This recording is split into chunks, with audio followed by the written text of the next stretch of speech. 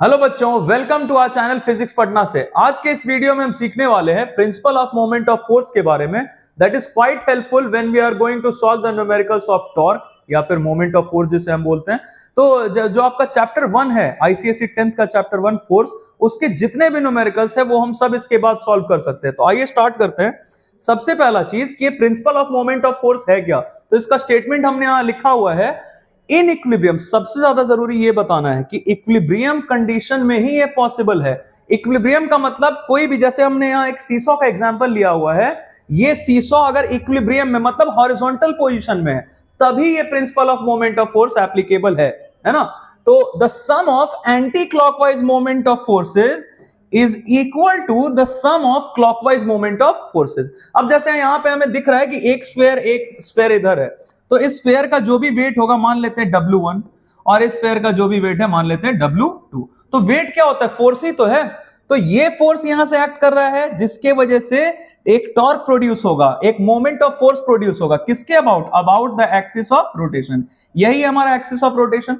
तो इसके अबाउट हमारा इधर वाला जो टॉर्क है that is anti clockwise torque moment of force किसके इक्वल होना चाहिए? क्लॉकवाइज मोमेंट ऑफ फोर्स के इक्वल होना चाहिए। फॉर एन एग्जांपल हम मान लेते हैं दोनों इक्वल डिस्टेंस पे बैठे हुए हैं। जैसे एक इधर एक बच्चा बैठा है, एक बच्चा इधर बैठा है सीसॉ पे। तो इसका डिस्टेंस जितना है मान लेते हैं d, उतना ही डिस्टेंस इसका भी है। तो according to principle of moment of force क्या होगा? Anti clockwise moment of force मतलब फोर्स का वैल्यू W1 इंटू डी, ये किसके इक्वल होना चाहिए? Clockwise moment of force. अच्छा, ये हमने W1 इंटू डी कैसे लिखा? क्योंकि हमने लास्ट वीडियोस में टॉर्क के बारे में डिस्कस किया है, एग्जैक्टली कैसे फाइंड करते हैं टॉर्क, ये मैंने बताया है। तो आप वो देख सकते हैं रिलेवेंस के लिए, ताकि आप ये आसानी से रिलेट कर सके।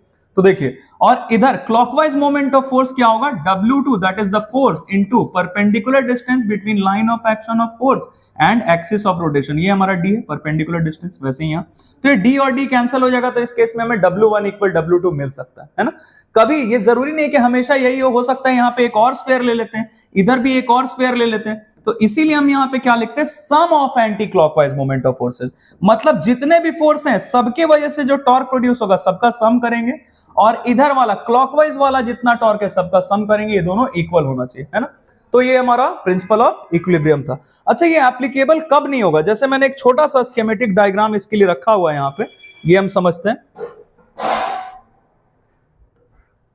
जैसे ये एक डायग्राम मैंने यहाँ पे रखा हुआ है, जरा देखिएगा। अगर हमारा सीसॉ ये है और इसमें आपको दिख रहा होगा कि ये ऐसे टिल्टेड है मतलब ऑब्वियसली क्लॉकवाइज डायरेक्शन का जो एंटी क्लॉकवाइज डायरेक्शन का जो टॉर्क होगा वो ज्यादा रहा होगा, तभी तो ये एंटी क्लॉकवाइज डायरेक्शन में रोटेट कर गया, सीसॉ टिल्ट हो गया। क्लॉकवाइज डायरेक्शन वाला जो हमारा टॉर्क है वो कम रहा होगा, है ना। तो एंटी क्लॉकवाइज अगर ज्यादा है क्लॉकवाइज वाले टॉर्क से तो ये बैलेंस्ड नहीं रहेगा। सिर्फ कब रहेगा? जब दोनों एक दूसरे के इक्वल हैं, बैलेंस्ड है ना। अब आइए आगे बढ़ते हैं। अब एक छोटा सा कॉन्सेप्ट है जिसका जरूरत पड़ेगा हमें सारे न्यूमेरिकल्स में, सेंटर ऑफ ग्रेविटी का। तो सेंटर ऑफ ग्रेविटी क्या होता है? पूरे के पूरे बॉडी का जो वेट है वो कंसिडर हम करते हैं कि कहां से एक्ट कर रहा है? बॉडी के सेंटर ऑफ ग्रेविटी से।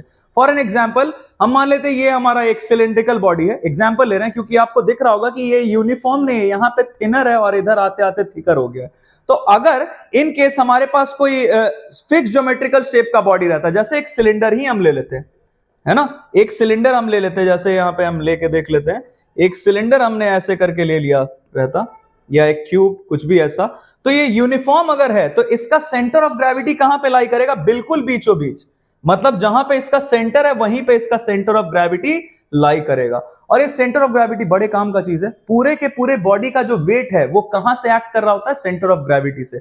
जैसे इसी बॉडी का सेंटर ऑफ ग्रेविटी अगर यहां बीच में है तो इस पूरे बॉडी का वेट अगर 10 न्यूटन है तो ये यहीं से पूरा का पूरा 10 न्यूटन एक्ट करेगा, है ना। अब ये यूज हम कैसे करेंगे न्यूमेरिकल्स में, आइए देखते हैं। इसके लिए कुछ एग्जांपल्स हमने लिया हुआ है आपके सेलिना टेक्स्ट बुक का ही, क्लास 10th का। ये एक्सरसाइज 1A का न्यूमेरिकल्स है। जैसे सबसे पहला न्यूमेरिकल हमने लिया है, a uniform metre rule is pivoted मतलब fixed at its mid point. तो एक यूनिफॉर्म मीटर रूल ले लेते हैं। मीटर रूल का मतलब क्या? 1 मीटर का, 100 सेंटीमीटर का। तो ये 0 सेंटीमीटर मार्क से लेके 100 सेंटीमीटर मार्क तक बना लिया हमने। अब इसको पाइवट किया है, पाइवट बोले, फिक्स बोले, एक्सिस ऑफ रोटेशन बोले, सारा चीज एक ही है। तो यहां पे हमने इसको इसके मिड पॉइंट पे मतलब 50 सेंटीमीटर मार्क पे हमने इसको पाइवट कर रखा है ना। फिर क्या बोला गया? A weight of 50 GF is suspended at one end of it. तो कोई भी सा भी एंड ले सकते हैं, हम मान लीजिए ये एंड ले ले। इसमें कोई बाउंडेशन नहीं, आप 0 के जगह 100 सेंटीमीटर वाला भी जो एंड है वो भी ले सकते हैं। तो हमने यहाँ 0 सेंटीमीटर वाले एंड पे एक वेट सस्पेंड कर दिया है 50 ग्राम फोर्स का। ऑब्वियसली वेट है तो किधर एक्ट करेगा, डाउनवर्ड डायरेक्शन में। हमसे क्या पूछा है, where should a weight of 100 GF be suspended to keep it horizontal. Horizontal मतलब इसको सीधा रखना है इक्विलिब्रियम में। तो अब हमें पता नहीं कि यहां कहां से हम W सस्पेंड करें वेट। अच्छा हमारे पास W 100 GF दिया हुआ है, बट कहां से सस्पेंड करें ये नहीं दिया हुआ है। तो हम कुछ भी कहीं से भी रख सकते हैं। मान लेते हैं कि यहां से जो हमारा एक्सिस ऑफ रोटेशन है इससे D या X किसी डिस्टेंस पे सस्पेंड कर दिया। तो according to principle of moment of force क्या होगा, anti clockwise moment of force और clockwise moment of force equal होना चाहिए। तो हमें दिख रहा है anti clockwise moment of force के लिए फोर्स रखा F into perpendicular distance between line of action of force and axis of rotation, कितना होगा 50 सेंटीमीटर, है ना। फिर वैसे ही इधर फोर्स की जगह 100 ग्राम फोर्स और into perpendicular distance between line of action of force and axis of rotation, ये हमने डीलेट कर लिया है। अब आपको दिख रहा होगा 2 0 इधर है 2 0 इधर, ये तो कैंसिल हो जाएगा। मतलब D क्या आया 25 सेंटीमीटर। तो ऑब्वियसली हम 25 सेंटीमीटर का डिस्टेंस मेजर करें कहां से, एक्सिस ऑफ रोटेशन से। तो 50 से 25 सेंटीमीटर इधर राइट साइड बढ़ना है, मतलब 75 सेंटीमीटर मार्क पे हमें इसको सस्पेंड कर देना है ना। It is quite simple. अब आइए आगे बढ़ते हैं। दूसरा न्यूमेरिकल हमारा यहां पे है, एक डायग्राम हमें दिख रहा होगा, shows a uniform bar supported at the middle point. ये रहा हमारा मिडल पॉइंट O और एक वेट है 40 GF का, यहां पे इसको सस्पेंड कर दिया, सपोर्ट कर दिया, मतलब यही इसका एक्सिस ऑफ रोटेशन है ना। तो एक वेट है 40 GF का जो 40 सेंटीमीटर मार्क पे रखा हुआ है। अब पूछा क्या गया है कि how can you balance the bar with a weight of 80 GF। Obviously इधर का तो हमें दिख रहा है, इधर तो एक फोर्स ऑलरेडी है, तो इसके वजह से तो एंटी क्लॉकवाइज टॉर्क प्रोड्यूस हो ही रहा है। हमें क्या चाहिए, क्लॉकवाइज टॉर्क अगर इसकी इक्वल हो गया, क्लॉकवाइज मोमेंट ऑफ फोर्स अगर इसकी इक्वल हो गया तो ये बैलेंस हो जाएगा। तो हम क्या अप्लाई करेंगे, principal of moment of force, जिसके अकॉर्डिंगली क्या होगा। अब देखिए इधर वाला एंटी क्लॉकवाइज टॉर्क और क्लॉकवाइज टॉर्क इक्वल होना चाहिए, बट हमें पता नहीं है कि ये जो 80 ग्राम फोर्स, यहां पे हम ऐसे बना देते हैं, 80 ग्राम फोर्स का जो वेट दिया हुआ है ये कहां से सस्पेंड करना है हमें नहीं पता, ये पता करना है। तो हम मान लेते हैं कि जो हमारा डिस्टेंस है एक्सिस ऑफ रोटेशन से, यहां मैं मार्क कर देता हूं, perpendicular distance axis of rotation से मान लेते हैं dx, कुछ भी ले सकते थे तो हम d मान लेते हैं। तो अब according to principle of moment of force क्या हो जाएगा, anti clockwise torque that is 40 gram force में मल्टीप्लाई करें क्या, परपेंडिकुलर डिस्टेंस। तो आपको दिख रहा होगा कि 0 से 40 मतलब कितना का है 40 सेंटीमीटर, है ना। इक्वल फोर्स की जगह 80 ग्राम फोर्स, लेकिन परपेंडिकुलर डिस्टेंस तो पता नहीं कहां से सस्पेंड करें, तो हमने डीलेट किया। आपको दिख रहा होगा यहां से ये सॉल्व करेंगे तो क्या हो जाएगा, इट विल बी 1600 बाई 80, मतलब ये आ जाएगा आपका 20 सेंटीमीटर, है ना। ये आपका 20 सेंटीमीटर आ गया, मतलब 20 सेंटीमीटर मार्क पे यहां से एक्सिस ऑफ रोटेशन से कितने डिस्टेंस पे, 20 सेंटीमीटर के डिस्टेंस पे आपको ये जो वेट है ये सस्पेंड करना पड़ेगा या रख देना है। तो 20 सेंटीमीटर मार्क पे एक्सिस ऑफ रोटेशन से 20 सेंटीमीटर राइट, मतलब यहां से इसको हम रख सकते हैं, है ना। अब आइए नेक्स्ट क्वेश्चन देखते हैं।